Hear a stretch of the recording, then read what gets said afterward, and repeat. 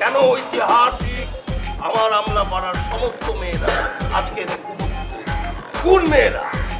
যে মেয়েরা সুন্দরী, যে মেয়েরা দেখাতে পারতো না নিজেদেরকে, এই ঐতিহাসিক অনুষ্ঠানের মাধ্যমে তাদের সৌন্দর্যের বহিঃপ্রকাশ ঘটাবে।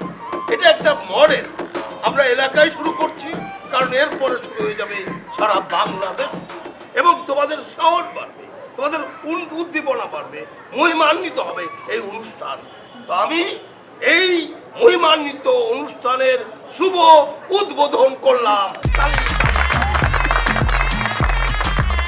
আরেকটি ঘটনা, পুলক মডেলিং, এই পুলককে আমরা কাজে লাগাতে চাই। সে মডেলিং হিসাবে তোমাদেরকে কিভাবে হাঁটবে, কিভাবে চলবে, পুরো ব্যাপারটি প্রশিক্ষণ দেবে পুলক। আমি আশা করি পুলকের প্রশিক্ষণে আমরা বাংলাদেশে একটি বিপ্লব ঘটাতে যাচ্ছি। সবাইকে ধন্যবাদ।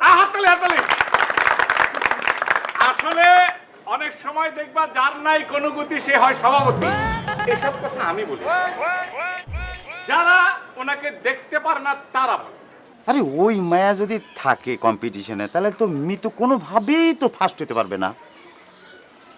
কি করছিস সেটা? মানে তুই কি করলি? মিতু মিতু কি হবে? মিতু তো চ্যাম্পিয়ন হতে পারবে না তালি। তোর মাথা ব্যথা ঠিক আছে, হ্যাঁ মিতু হবে চ্যাম্পিয়ন। হ্যাঁ, চ্যাম্পিয়ন হলি হবে রিমি। মিতু কিসের জন্য হবে? মিতু কোনো সুন্দরের মধ্যে পড়ে? রিমিটা দেখেছিস কত সুন্দর? এ তামাল, কি কথাবার্তা সাবধানে কবি কলাম। মিতু কোনো সুন্দরের মধ্যে পড়ে মানে? মিতুরে কি তুই দেখিস নি?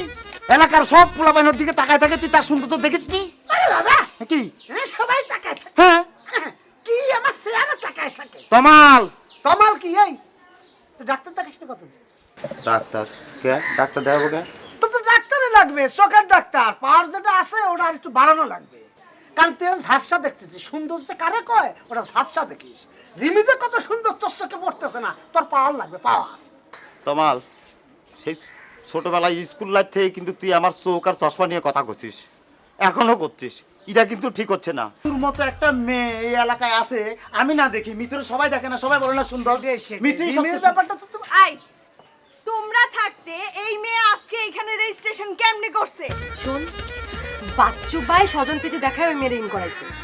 ওই মেরে তোমাদের বাদ দিতেই হবে। আচ্ছা শোনো শোনো শোনো, তুমি যে কথা করছো এই সেম ব্যাপারটা নিয়ে এতক্ষণ জম্মুনের সাথে আমরা আলোচনা করছি। আমরা তো আলোচনা করতেছিলাম রে। হ্যাঁ, ঝামেলা তো একটা পেঁচা গেছে রে ভাই।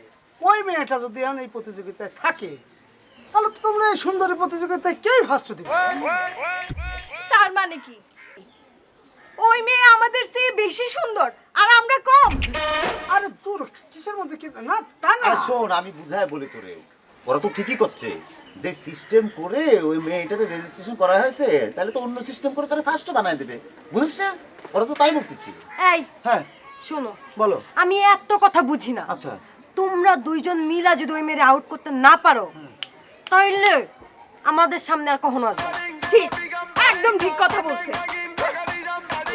শোনো, আরে